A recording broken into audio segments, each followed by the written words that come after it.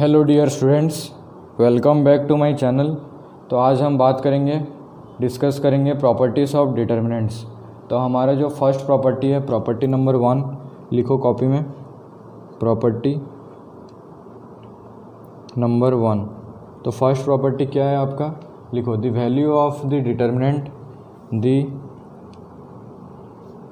Value of the determinant, the value of the determinant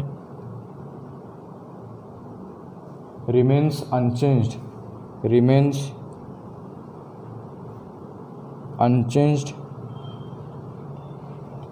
unchanged if it rose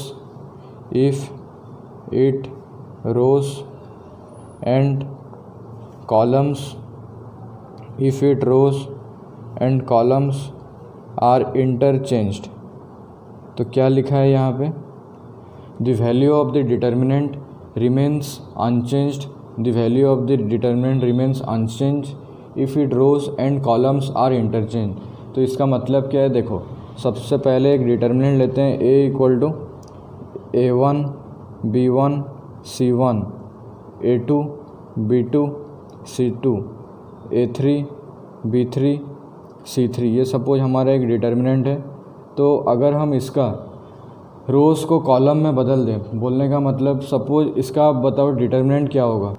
सबसे पहले आप मेरे को बताओ, ये जो ऊपर डिटर्मिनेंट लिखा है ए डिटर्मिनेंट, इसका डिटर्मिनेंट कितना होगा। तो डेल इक्वल टू, ये आप जानते हो, A1 into B2 C3 minus B3 C2 minus B1 into A2 C3 minus A3 C2। ये हम जैसे डिटर्मिनेंट निकालते हैं as usual, C1 into A2 B3 minus A3 B2।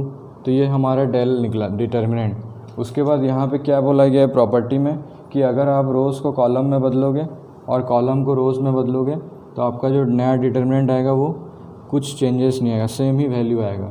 तो चलो चेंज करते हैं हम रो को कॉलम, मतलब अभी हम इसका ट्रांसपोज कर देंगे। जैसे आप मैट्रिक्स में ट्रांसपोज पढ़े हो, तो सपोज एक डिटर्मिनेंट आ रहा है डेल 1, इसका हम ट्रांसपोज कर रहे हैं। तो क्या होगा, A1 B1 C1, A2 B2 C2, A3 B3 and C3। इसका जब आप डिटर्मिनेंट निकालोगे तो वो क्या आएगा, A1 into B2 C3 minus C2 B3 minus A2 into B1 C3 minus C1 B3 plus A3 into B1 C2 minus C1 B2। तो जब आप इसका ब्रैकेट खोलोगे, ये सब का ब्रैकेट खोलोगे, इसको अगर हम इक्वेशन 1 लेते हैं और ये चीज़ को हम इक्वेशन 2 लेते हैं, तो जब आप इसका ब्रैकेट खोलोगे पूरा, तो देखने के लिए आपको मिलेगा क्या, कि डेल इक्वल टू डेल 1। तो फ्रॉम, मैं डायरेक्ट कर दे रहा हूँ, आप ब्रैकेट खोल के चेक करो, from 1 and 2 del equal to del 1। तो ये था हमारा फर्स्ट प्रॉपर्टी, कि जब एक एक डिटर्मिनेंट का हम रोज़ को कॉलम में बदल दें और कॉलम्स को रो में बदल देंगे, तो हमारा जो नया डिटर्मिनेंट निकलेगा वो इनिशियल डिटर्मिनेंट के साथ उसका वैल्यू सेम आएगा। तो इन अदर वर्ड्स इसको हम ऐसे लिख सकते हैं कि determinant of a matrix equal to determinant of its transpose. मतलब एक मैट्रिक्स अगर आपका ए है और एक मैट्रिक्स, उसी मैट्रिक्स का जब हम ट्रांसपोज करते हैं, तो जब दोनों का हम डिटर्मिनेंट निकालेंगे वो क्या निकलेगा, इक्वल निकलेगा। समझ में आया। तो ये था हमारा फर्स्ट प्रॉपर्टी। तो इसको बेस करके हम एक एग्जांपल लेंगे। सबसे पहले आप इसको सॉल्व कर लो, मतलब कॉपी में लिख लो। तो देखो यहाँ पे हमारा क्वेश्चन है एग्जांपल, वेरीफाई द प्रॉपर्टी 1, जिसमें कि हमारा डेल दिया है, डिटरमिनेंट दिया है 2 - 3 5 6 0 4 1 5 - 7। तो बताओ इसका जो हमारा डिटर्मिनेंट निकलेगा वो क्या निकलेगा। सबसे पहले 2 into 0 into -7 0 into -7 minus 5 into 4, फिर माइनस ऑफ -3 मतलब +3 इंटू 6 इंटू -7 -1 इंटू 4। समझ में आ रहा है। उसी तरह प्लस 5 इंटू क्या होगा 6 इंटू 5 माइनस 1 इंटू 0। तो जब हम इसको सॉल्व करेंगे तो ये कितना आएगा 2 इंटू 0 माइनस 20, फिर plus 3 into minus 42 minus 4 plus 5 into 30 minus 0। तो ये आगे कितना होगा 2 into minus 20 plus 3 into minus 46 plus 5 into 30। इसको सॉल्व करो तो माइनस 40, सॉल्व करने पर कितना आएगा माइनस 40, फिर माइनस 46 इंटू 3 कितना होता है, तो यस माइनस 138 प्लस 150। तो ये चीज़ को जब हम सॉल्व करेंगे तो ये कितना आएगा माइनस 28 आएगा। सॉल्व करके देख लो इसको। तो ये था हमारा फर्स्ट केस के लिए। अभी हम क्या करेंगे, लेट del 1 इक्वल टू लेते हैं पहला वाला जो डिटर्मिनेंट था एक मैट्रिक्स के फॉर्म में सपोज, उसका ट्रांसपोज। तो इसका ट्रांसपोज कितना आएगा 2 माइनस 3 5 6 0 4 1 5 माइनस 7। समझ में आ रहा है। अभी इसका आप डिटर्मिनेंट निकालो del 1 का। So del 1 equal to 2 into 0 into minus 7 0 into minus 7 minus 4 into 5 minus 6 into minus 3 into minus 7 minus 3 into minus 7 minus 5 into 5 plus 1 into minus 3 into 4 minus 5 into 0। समझ में आ रहा है।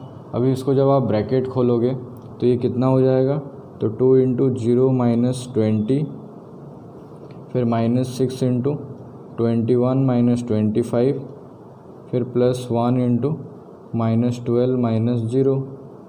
तो ये सॉल्व करने से माइनस 40 मैं डायरेक्ट कर दे रहा हूँ, और ये minus 6 into minus 4 plus 1 into minus 12। तो बताओ नेक्स्ट स्टेप में आपका कितना आएगा आंसर। हमारा नेक्स्ट स्टेप में क्या होगा, माइनस 40 माइनस प्लस 24 माइनस 12। तो ये आपका हो जाएगा माइनस 16। तो minus 16 minus 12 which is equal to minus 28। तो देखो हमारा जो पहला जो डिटर्मिनेंट था वहाँ भी हमारा कितना निकला था, माइनस 28 निकला था यहाँ भी, और यहाँ भी हमारा माइनस 28 निकल रहा है।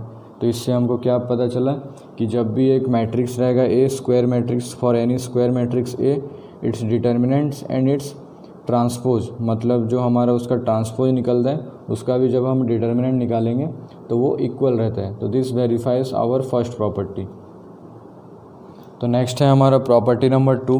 तो प्रॉपर्टी नंबर 2 लिखो, इफ़ एनी 2 रोज, लिखो प्रॉपर्टी नंबर 2। प्रॉपर्टी नंबर 2 क्या होगा, इफ़ एनी 2 रोज और columns, if any 2 rows or columns of a determinant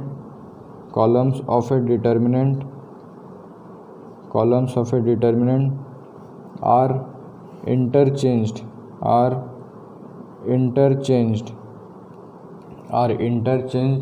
then the sign of the determinant changes, sign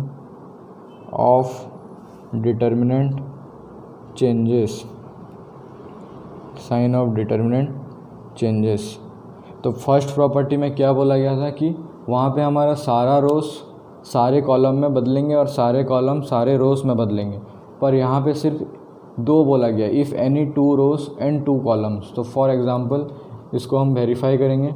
suppose एक डिटर्मिनेंट हमको दिया है A1 A2 A3 B1 B2 B3 C1 C2 C3। तो बताओ जब हम 2 रोज़ को बदलेंगे, पहले तो इसका डिटर्मिनेंट कुछ एक आएगा, तो इसका डिटर्मिनेंट हमारा कितना आएगा, तो del equal to A1 into B2 C3 minus C2 B3 minus A2 into B1 C3 minus C1B3 plus A3 into B1 C2 minus C1B2। समझ में आए? तो ये हमारा फर्स्ट डिटर्मिनेंट निकला। फिर अगर हम अभी क्या करेंगे, फर्स्ट एंड थर्ड रो को बदलेंगे, मतलब इसको इधर लाएंगे और इसको इधर लाएंगे।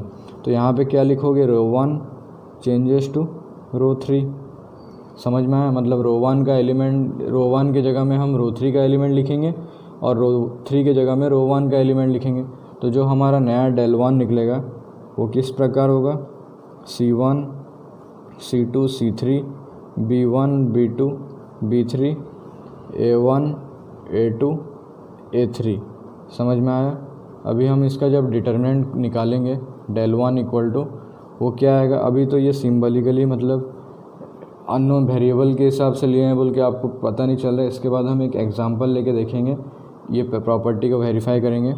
तो C1 into B2 A3 minus A2 B3 minus C2 into B1 A3 minus A1 B3 plus C3 into B1 A2 minus A1 B2। ये हमारा सेकेंड इक्वेशन निकला। तो जब आप दोनों इक्वेशन का ब्रैकेट खोलोगे, जब आप दोनों इक्वेशन का ब्रैकेट खोल दोगे तो आपको मिलेगा from 1 and 2 del equal to del 1। समझ में आया? ये हमारा प्रॉपर्टी नंबर 2 था कि if any two rows and columns, if any two rows और columns of a determinant are interchange then the sign of the determinant also changes. मतलब plus रहने से आपका डिटर्मिनेंट में वो माइनस में बदल जाएगा। तो ये था हमारा प्रॉपर्टी। तो अभी हम एक एग्जांपल लेके देखेंगे ये प्रॉपर्टी वेरीफाई हो रहा है या नहीं। तो लिखो एक एग्जांपल। तो देखो यहाँ पे आपका क्वेश्चन दिया है वेरीफाई प्रॉपर्टी नंबर 2। तो सबसे पहले हम यहाँ से डिटर्मिनेंट निकालेंगे। तो डिटर्मिनेंट इक्वल टू कितना होगा, तो yes 2 into 0 minus 7 0 minus 5 into 4 20 में डायरेक्ट कर रहा हूँ। इतना सारा आपको डिटर्मिनेंट निकालना सीखे हो। फिर माइनस ऑफ माइनस मतलब प्लस 3 इंटू कितना हो जाएगा, 3 इंटू माइनस 42 माइनस 4 फिर प्लस 5 इंटू 6 5 जा 30 माइनस 0। तो इसको सॉल्व करने पर कितना आया था, प्रीवियस सेम ही क्वेश्चन है। तो माइनस 40 फिर प्लस 138 सॉरी माइनस 138 शायद आया था, हाँ माइनस 138 प्लस 150 जो कि आपका कितना निकला था। ये चीज़ को जब आप सॉल्व किए थे तो आपका वैल्यू आया था -28। समझ में आया? तो अभी हम क्या करेंगे, इसका जो रो 1 को रो 3 में लिख देंगे और रो 3 को रो 1 में लिखेंगे। आप कुछ भी दो, ये नहीं कि आपको सिर्फ रो 1 और रो 3 के साथ ही करना है।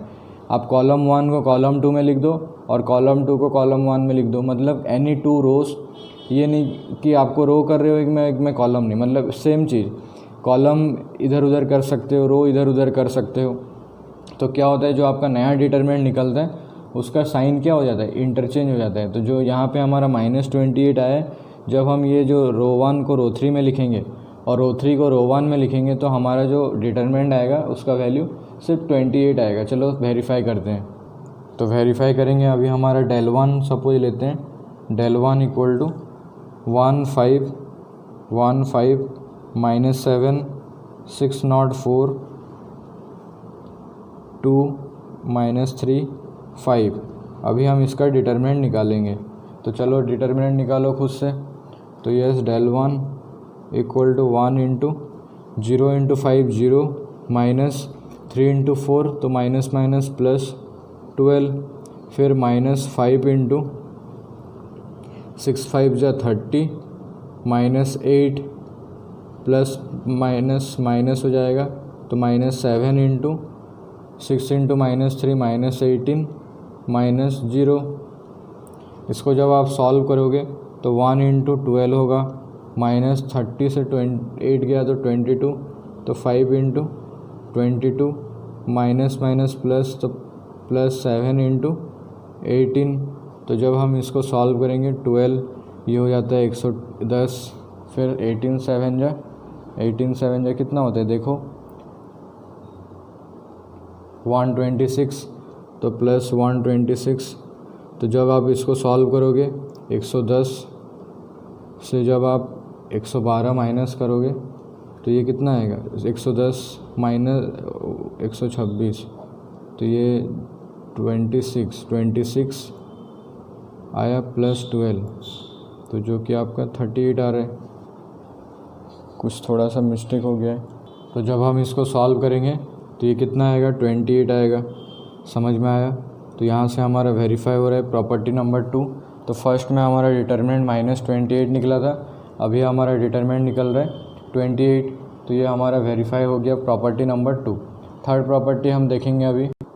तो प्रॉपर्टी नंबर 3 हमको बोला है कि इफ़ एनी 2 रोज और columns of a determinants are identical then the value of determinant is 0। मतलब क्या, लिखो पहले प्रॉपर्टी, इफ़ एनी 2 रोज और columns, if any 2 rows or columns of a determinant are identical, then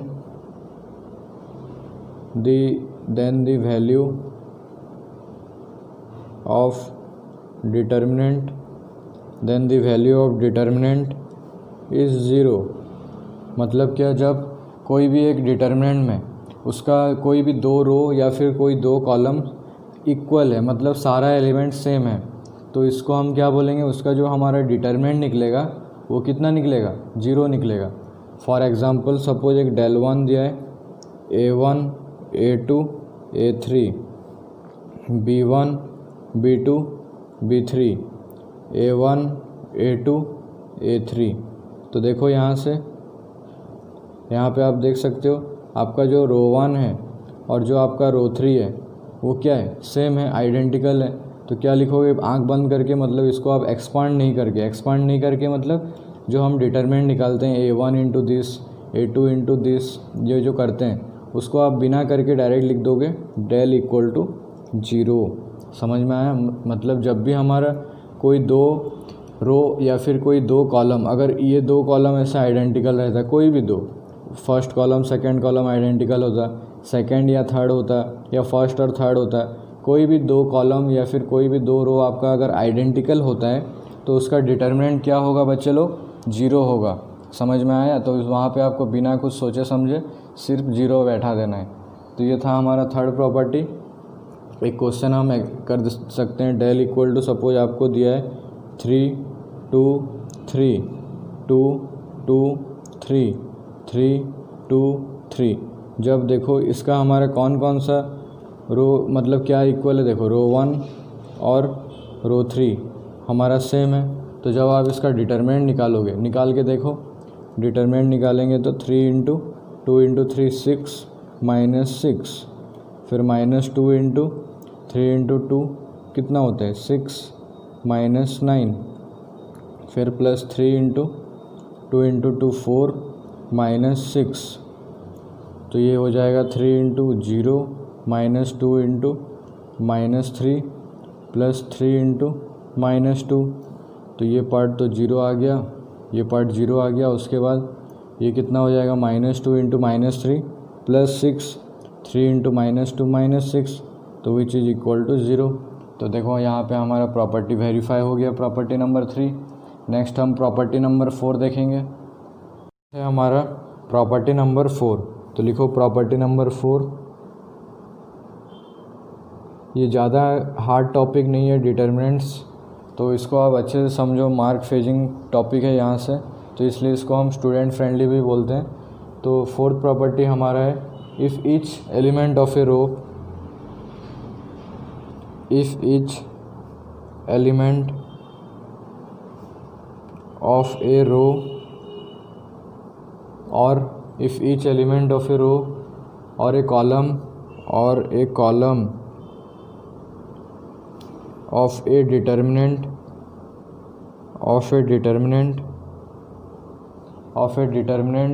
is multiplied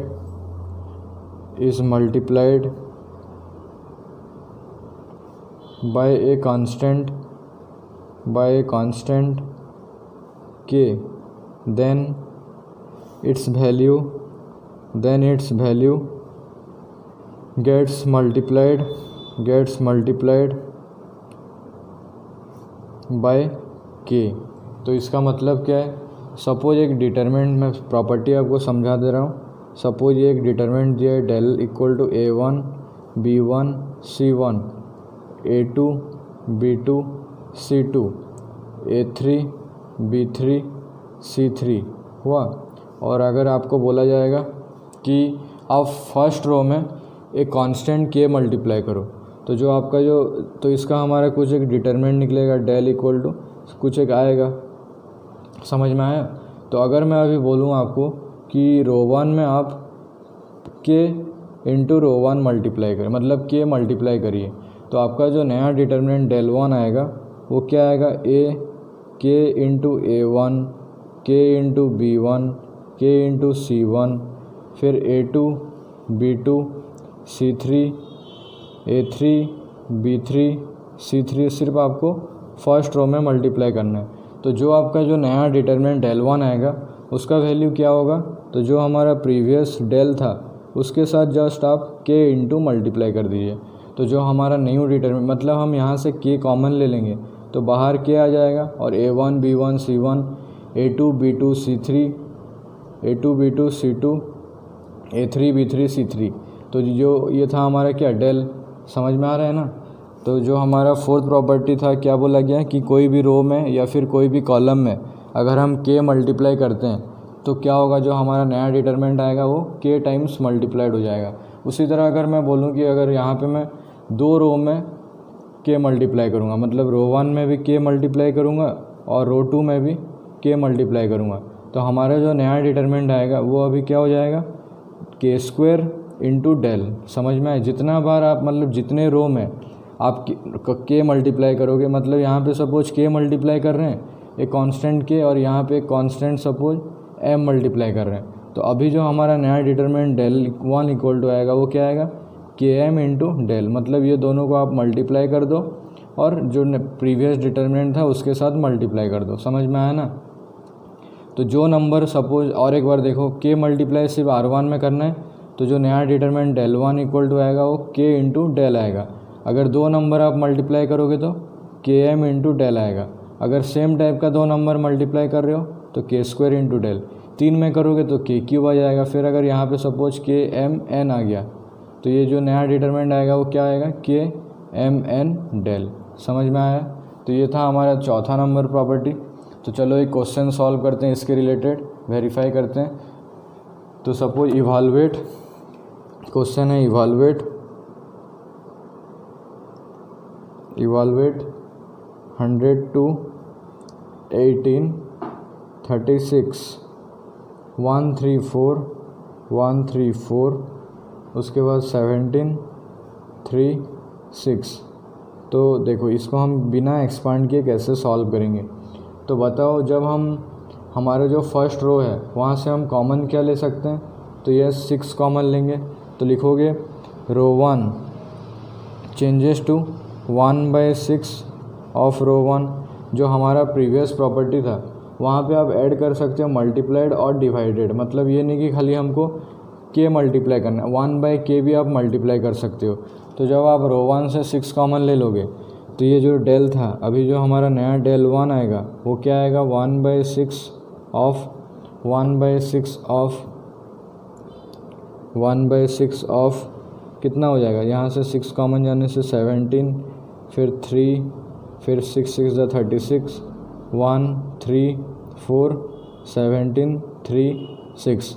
अभी जब हम third property पढ़े थे, थर्ड प्रॉपर्टी में क्या बोला था कि कोई भी दो रो या फिर कोई भी दो कॉलम एक डिटरमिनेंट का आइडेंटिकल होता है तो उसका जो डिटरमिनेंट का वैल्यू कितना होता है, तो यस 0।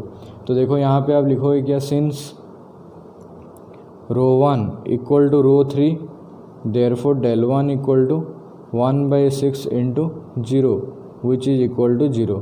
तो इस टाइप का क्वेश्चन आपको एग्ज़ाम में पूछा जाता है, विदाउट एक्सपांडिंग सॉल्व दिस, ये सब बोला जाता है। तो ये था हमारा चौथा नंबर प्रॉपर्टी। नेक्स्ट हम फिफ्थ प्रॉपर्टी देखेंगे, लिखो इसको जल्दी। तो अभी हमारा जो प्रॉपर्टी नंबर 5 है वो क्या बोल रहे हैं कि if some or all elements of a row or column of a determinant are expressed as sum of two or more terms. इसको मैं आपको समझाऊंगा, पहले आप स्टेटमेंट देखो। Then the determinant can be expressed as the sum of two or more determinant. Suppose एक एग्जांपल, जैसे हमारा डिटर्मिनेंट दिया है डेल इक्वल टू, पहले आप प्रॉपर्टी लिखो वीडियो को पॉज करके। तो डेल दिया है equal to A1 plus lambda 1, उसके बाद A2 plus lambda 2, A3 plus lambda 3, उसी तरह B1 B2 B3 C1 C2 and C3। इस टाइप का अगर आपका केस आ रहा है तो अभी हम ये डिटरमिनेंट को कैसे एक्सपांड कर सकते हैं विदाउट एक्सपांडिंग। तो डेल इक्वल टू क्या हो जाएगा, A1 A2 A3 B1 B2 B3 C1 C2 C3 plus, यहाँ पे हमारा प्लस है बोल के हम यहाँ पे प्लस डाल रहे हैं। यहाँ पे नीचे अगर माइनस रहता तो यहाँ भी हम माइनस डालते, plus lambda 1 lambda 2 lambda 3 B1 B2 B3 C1 C2 C3। अगर यहाँ पे एक और नंबर रहता x y z तो फिर एक आ जाता x y z वाला डिटर्मिनेंट। समझ में आया बच्चे लोग? तो ये था हमारा 5th नंबर प्रॉपर्टी, जो कि बोलता है कि अगर एक डिटर्मिनेंट का सम एलिमेंट्स या of a row or column, मतलब जो रो का कोई 3 एलिमेंट या फिर कॉलम का 3 एलिमेंट दो एलिमेंट का सम से रिप्रेजेंट किया है, तो हम जो नया डिटर्मिनेंट उसी डिटर्मिनेंट को हम 2 या फिर 2 से ज़्यादा लिख सकते हैं। जितने नंबर, जैसे यहाँ पे A1 प्लस लैम्डा 1 था, A2 लैम्डा 2 था, तो A1 A2 A3, पहले A1 A2 A3 फिर लैम्डा 1 लैम्डा 2 लैम्डा 3 एक और डिटर्मिनेंट बना दिए। समझ में आया? तो ये था हमारा प्रॉपर्टी नंबर 5। तो लास्ट प्रॉपर्टी है, इसके बाद हमारा प्रॉपर्टी नंबर 6 लिखो पहले इसको कॉपी में आप। प्रॉपर्टी नंबर 6 हमारा क्या है, देखो इसका मैं स्टेटमेंट आपको नहीं लिख रहा हूँ, डायरेक्ट मैं आपको बता रहा हूँ। प्रॉपर्टी नंबर 6 हम लोग जो मैट्रिक्स चैप्टर में पढ़े थे, एलिमेंट्री रो ऑपरेशन, वहाँ पे एक प्रॉपर्टी नंबर 6, पहले आप हेडिंग दो प्रॉपर्टी नंबर 6। तो सपोज एक डिटरमिनेंट डेल इक्वल टू दिया है A1 A2 A3 B1 B2 B3 C1 C2 C3, ये आपका एक डिटरमिनेंट डेल दिया है। अगर मैं यहाँ पे आपको बोलूँ कि R1 changes to R1 plus K times R3, ये ऑपरेशन आप मैट्रिक्स में पढ़े हो एलिमेंट्री रो ऑपरेशन में। तो R1 changes to K times R3, तो हमारा जो नया डिटरमिनेंट डेल 1 इक्वल टू क्या होगा, R1 में आपको क्या करना है, पहले R1 का एलिमेंट लिखना है प्लस K टाइम्स R3 का एलिमेंट, मतलब K इंटू C1। तो जो ये क्या होगा, A1 प्लस K C1, फिर A2 plus K C2, A3 plus K C3, similarly B1 B2 B3 C1 C2 C3, ये वैसे का वैसे उतर जाएगा। उसके बाद जो हमारा आगे क्या होगा, देखो इससे पहले प्रॉपर्टी में हम क्या पढ़े थे कि A1 A2 A3 B1 B2 B3 C1 C2 C3 plus K C1 K C2 K C3, फिर B1 B2 B3 C1 C2 C3। यहाँ से हम कॉमन क्या ले सकते हैं, रो 1 से, तो यस K कॉमन ले सकते हैं। तो ये तो आपका डायरेक्टली बोल सकते हो डेल ही है, तो डेल लिख देता हूँ, plus K into C1 C2 C3 B1 B2 B3 C1 C2 C3 हुआ। तो देखो यहाँ पे आपका रो 1 इक्वल टू रो 3। तो एक प्रॉपर्टी, थर्ड प्रॉपर्टी में हम पढ़े थे कि जब कोई भी दो या फिर कोई भी दो कॉलम हो एक डिटर्मिनेंट का इक्वल होता है, तो हमारा जो डिटर्मिनेंट का वैल्यू होता है वो क्या होता है, 0 होता है।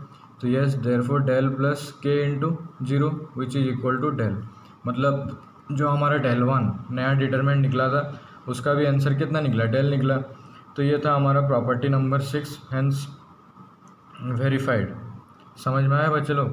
तो ये था हमारा 6 प्रॉपर्टी एक डिटर्मिनेंट्स का, प्रॉपर्टीज़ ऑफ डिटर्मिनेंट, मतलब इसको हम बेस करके बिना एक्सपांड करके कोई भी एक डिटर्मिनेंट का वैल्यू निकाल सकते हैं।